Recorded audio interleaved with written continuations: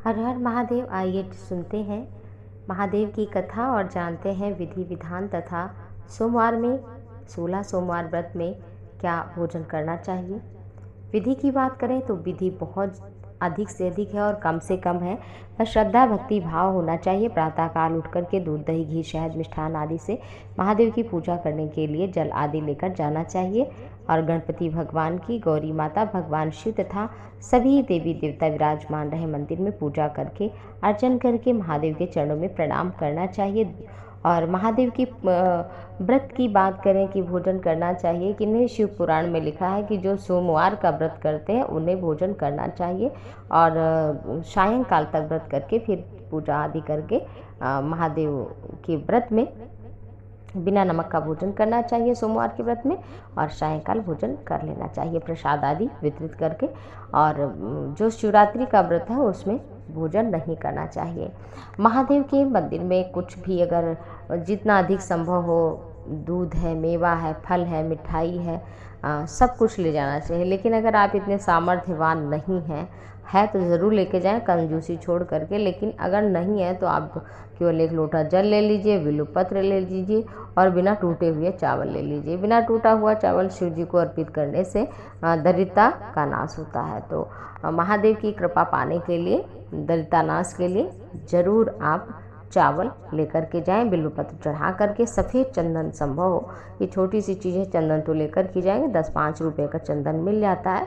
तो सफ़ेद रंग का सामान, फूल हो चाहे चंदन हो, वो महादेव को सफ़ेद ही रंग का प्रिय है।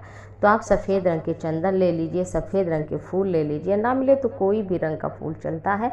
और उसमें मदार है, मंदार जो कहते हैं, आँख है और गुड़हल का फूल चढ़ाने से शत्रु का नाश होता है। लाल डंठल वाला मंदार जो होता है उससे पुत्र की प्राप्ति होती है। जौ चढ़ाने से सुख की प्राप्ति होती है। अक्षर चढ़ाने से धन की प्राप्ति होती है। जल चढ़ाने से बुखार आदि चला जाता है, मन में शांति आती है। तो जो वस्तुएं आप चढ़ाएंगे उनका कोई ना कोई फल बनता है।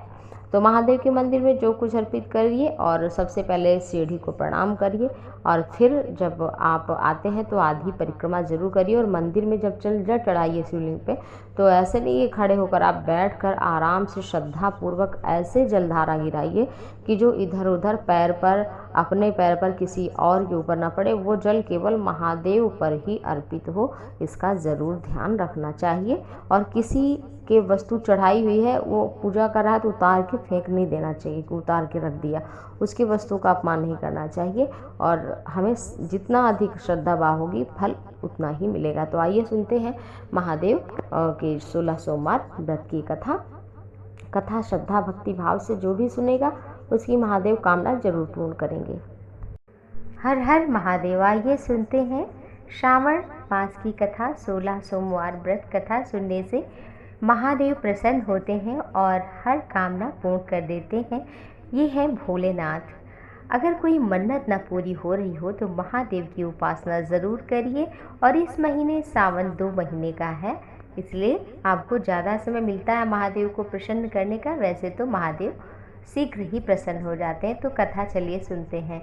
एक साहूकार था जो भगवान शिव का अनन्य भक्त था। उसके पास धन धान्य की कमी नहीं थी, लेकिन उसे कोई संतान नहीं थी। वो इसी कामना को लेकर शिव जी के मंदिर में दीपक जलाता। उसकी भक्ति भाव को देखकर एक दिन माता पार्वती ने भगवान शिव से कहा, प्रभु, यह बहुत बड़ा आपका अनन्य भक्त है, इसे दुख नहीं होना चाहिए। शिव जी बोले, हे पार्वती, इस साहूकार के पास पुत्र नहीं है, इससे ये बड़ा दुखी रहता है। माता पार्वती ने कहा, आप इसे एक पुत्र दे दीजिए। भगवान शिव ने कहा, इसके भाग्य में है ही नहीं। अगर पुत्र का वरदान मिल भी जाए तो केवल 12 वर्ष तक ही जीवित रहेगा। ये सुनने के बाद भी माता पार्वती ने कहा, प्रभु, आप एक पुत्र दे ही दीजिए, अन्यथा भक्त क्यों आपकी सेवा करेंगे। माता पार्वती के बार बार कहने पर महादेव ने एक पुत्र दे दिया, लेकिन यह भी कहा कि केवल 12 वर्ष तक जीवित रहेगा। साहूकार सारी बातें सुन रहा था, ना प्रसन्न हुआ ना दुखी हुआ। पूजन अर्चन महादेव की करता रहा। और उधर जो सेठानी थी वो गर्भवती हुई भगवान शिव की कृपा से और बहुत हर्ष उल्लास के साथ खुशियां मनाई गईं। लेकिन साहूकार पहले की तरह रहा, 12 वर्ष की आयु का जिक्र नहीं किया। जब 11 वर्ष की आयु हुई तो एक दिन साहूकार की सेठानी ने बालक के विवाह के लिए कहा। तो साहूकार ने कहा कि वह अभी बालक है, उसे पढ़ने के लिए काशी भेजेंगे। इसके बाद उसके बालक के मामा को अपने साले को बुलाया और काशी पढ़ने के लिए कहा, जाओ रास्ते में जो भी स्थान मिले वहाँ रुकना, ब्राह्मणों को भोजन कराना, फिर आगे जाना। उन्होंने भी इसी तरह करते हुए कि रास्ते में भोज भंडारा करते हुए, पूजा करते हुए आगे बढ़ रहे थे। तो रास्ते में एक राजकुमारी का विवाह होने वाला था। एक जगह जहाँ ठहरे थे, जिससे उसका विवाह होने वाला था राजकुमारी का, वह काना था। तो उसके पिता ने अति सुंदर साहूकार के बेटे को देखा तो उसके मन में आया किसी को घोड़ी पर चढ़ाकर बिठाकर शादी के कार्य करा ले। तो उन्होंने उनके मामा से बात कही। मामा ने कहा ठीक है, लेकिन इसके बदले में जो भी सामान मिलेगा वह सारा सामान हमारे भांजे को मिलना चाहिए। उसने कहा ठीक है, और विवाह का सारा कार्य संपन्न करा रहा था।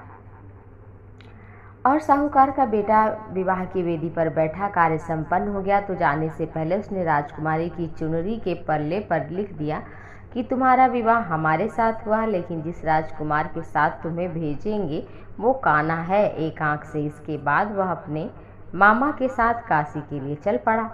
उधर जब राजकुमारी ने अपनी चुनरी पर यह लिखा हुआ देखा तो उसने राजकुमार के साथ जो विवाह काना था उसके साथ जाने से मना कर दिया। राजा ने भी अपनी पुत्री को बारात के साथ विदा नहीं किया और राजकुमारी ने कहा कि बताया इसने चुन्नी पर क्या लिखा है, तो कुछ बता ही नहीं पाया और इधर बारात वापस चली गई। मामा और भांजे इधर काशी पहुंच गए। एक दिन जब मामा ने यज्ञ रखा और भांजा बहुत देर तक बाहर नहीं आया तो फिर मामा ने अंदर जाकर देखा तो भांजे के प्राण निकल चुके थे। बहुत परेशान हुए, लेकिन सोचा कि कार्य तो पूरा हो जाए, यज्ञ आदि।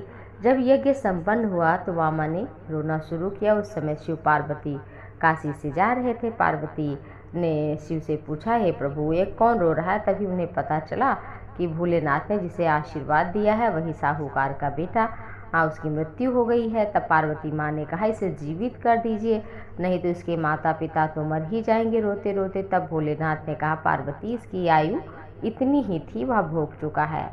लेकिन माता पार्वती के बार बार कहने पर भोलेनाथ ने उसे जीवित कर दिया। लड़का महादेव के नाम का उच्चारण करते हुए उठ पड़ा और मामा भांजे दोनों ने महादेव को धन्यवाद दिया और अपनी नगरी की ओर लौटने लगे।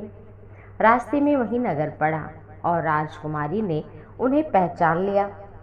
तब राजा ने राजकुमारी को साहूकार के बेटे के साथ विवाह आदि करके धन धान्य के साथ विदा किया। और उधर साहूकार पत्नी उसकी छत पर बैठे थे। उन्होंने यह प्रण ले रखा था कि यदि उनका पुत्र सकुशल न आया तो वो छत से कूदकर अपने प्राण त्याग देंगे।